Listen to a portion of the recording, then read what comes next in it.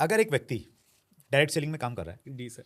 और product based company में है, सब कुछ अच्छा चल रहा है, लेकिन उसका बिजनेस अच्छा नहीं चल रहा है, कंपनी बहुत बढ़िया, प्रोडक्ट बहुत बढ़िया, ग्रोथ भी आ रही है, क्रॉस लाइन खूब बढ़ रहे हैं, लेकिन वो नहीं बढ़ रहा है। वो नहीं बढ़ पा रहे हैं। आपको क्या लगता है कि जब एक व्यक्ति नहीं बढ़ पा रहा है, रुक गया है उसका बिजनेस, क्या वजह होती है और कैसे बाहर निकले?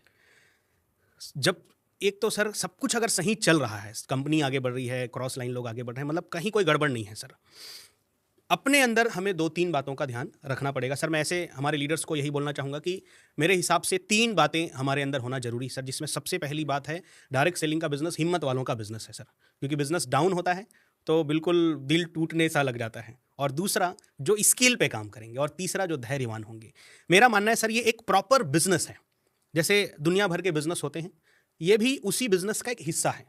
बाकी दुनिया भर के बिजनेस को सर हम हिम्मत के साथ शुरू करते हैं, उसको कैसे करना है सीखते हैं, और 4 साल 5 साल, जैसे हमारे सिंधी या बिजनेसमैन लोगों की भाषा में एक कहावत होती है, गद्दी पकना बोलते हैं, जिसको 3 से 5 साल लगता है। जी। तो बाकी बिजनेस में हिम्मत दिखाएंगे, सीखेंगे, धैर्य रखेंगे, लेकिन लोग नेटवर्क मार्केटिंग को, डायरेक्ट सेलिंग को बिजनेस नहीं समझ के स्कीम समझ रहे हैं सर, कि मैं ज्वाइन करूंगा, ना हिम्मत चाहिए, ना हौसला चाहिए, ना स्किल चाहिए, और मैं बहुत जल्दी, उनका BMW भले ही 5 साल में आया होगा, लेकिन मेरा 5 महीने में आ जाएगा। अगर ऐसा वो सोच रहे हैं सर, और वो स्टक हो गए हैं, रुक गए हैं, तो मैं उनको यही बोलना चाहूँगा कि हमें खुशी इस बात की है सर कि हम हिंदुस्तानी लोगों में हिम्मत कूट कूट के भरा हुआ है जी। तो इस पे तो कोई टेंशन नहीं है, हम बहुत हिम्मत वाले लोग हैं। 2 चीज़ों पर हमें काम करना पड़ेगा सर, स्किल और वो भी धैर्य के साथ।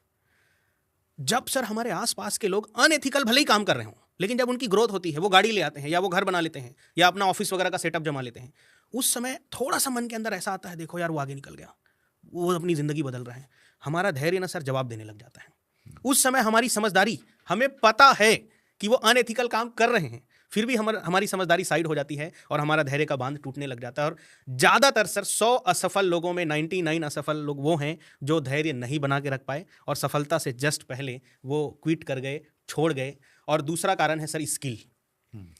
सर कई लोगों को हम साल भर पहले, 2 साल पहले मिले थे, आज भी मिल रहे हैं, तो वो हमें वैसे ही नजर आ रहे हैं। कुछ नहीं बदला। कुछ नहीं बदला सर। हम बदलेंगे तो जग बदलेगा। वो चाहते हैं जग बदल जाए बस उनके लिए, जो पॉसिबल नहीं है सर। ना सर, कई लोग फ्लुएंट हिंदी तक नहीं बोल पा रहे हैं सर, जबकि हम हिंदुस्तान में हैं। जी। इंग्लिश आज मस्ट हो गया है सर, ठीक है फ्लुएंट ना हो, लेकिन कुछ तो हो। नहीं सीख रहे हैं सर लोग। हमारा पूरा बिजनेस है सर लोगों के साथ, लोगों से बात करने का। आज भी लोगों के नंबर लेने में वो झिझक रहे हैं। वो सोच रहे हैं कि सुबह घर की घंटी बजेगी और 2 बंदे दिखेंगे, और एक बोलेंगे मुझे लेफ्ट में लगा लो, एक बोलेंगे राइट में लगा लो, और बिजनेस बड़ा हो जाएगा। लोगों से बात करने की स्किल वो नहीं सीख रहे हैं सर। जबकि सर आज इतनी किताबें हैं, मैंने आपकी भी किताब पढ़ी सर, बहुत कमाल की किताब है। इतनी किताबें हैं, इतने वीडियोस हैं, जिससे हम अपने स्किल को डेवलप कर सकते हैं।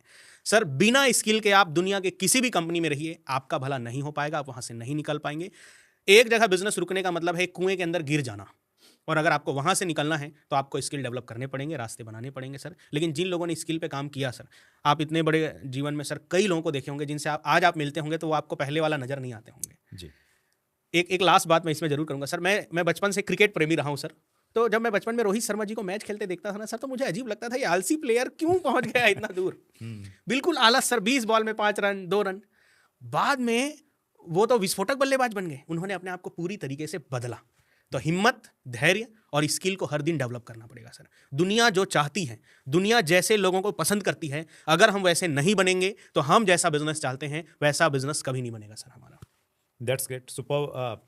देवानंद जी, इस चीज़ का हमारे यहाँ पे नितांत अभाव है, और बहुत ज़्यादा काम अगर किसी एक एरिया में करने की ज़रूरत है तो इसी चीज़ में करने की ज़रूरत है, क्योंकि हमारे यहाँ कोई एकेडमिक क्वालिफिकेशन रहती नहीं है। जी जी जी सर। और उसके बाद में भी कोई ऐसा चेक करने का कोई सिस्टम नहीं है कि भैया तुमने होमवर्क किया नहीं किया, नहीं जी, किया जी, तो जी, तुम्हें बाहर निकाल देंगे। तो एक सेल्फ लर्निंग एटीट्यूड और अपनी स्किल्स के ऊपर में काम करने की बहुत ज़्यादा आवश्यकता है। और स्किल्स से देखो कितनी बड़ी मास्टरी आप हासिल कर सकते हैं। हम में से बहुत सारे लोगों ने संतोष नायर जी को सुना होगा, जो क्या मोटिवेशनल स्पीकर हैं, क्या हिंदी में बातचीत करते हैं।